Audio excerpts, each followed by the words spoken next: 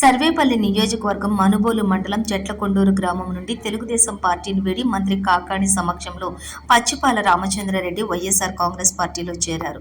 సోమిరెడ్డి వైఖరితో విసిగి వేసారని తెలుగుదేశం పార్టీ నాయకులు, కార్యకర్తలు వైఎస్ఆర్ కాంగ్రెస్ పార్టీ వైపు మొగ్గు చూపుతున్నారు.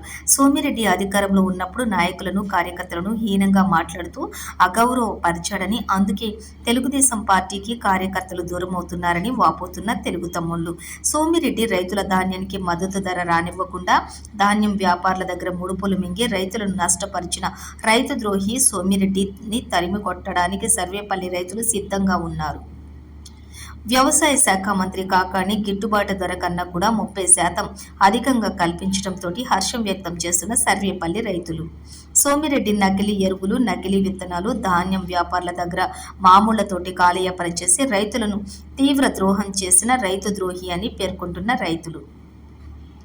నీరు చెట్టు, రైతు రథం పేరిట అంతులేని అవినీతికి పాల్పడిన సోమిరెడ్డి మాకొద్దు నాయనోయ్ అంటున్న సర్వేపల్లి రైతాంగం.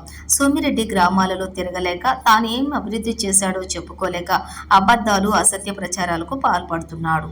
సర్వేపల్లి నియోజకవర్గంలో మంత్రి కాకాణి 50,000 పైచిలుకు మెజారిటీతో విజయం సాధించనుండడంతో అన్ని వర్గాల ప్రజలతో పాటుగా తెలుగుదేశం పార్టీ కార్యకర్తల నుండి కూడా మంత్రి కాకాణికి అందుతున్న ఆశీస్సులు.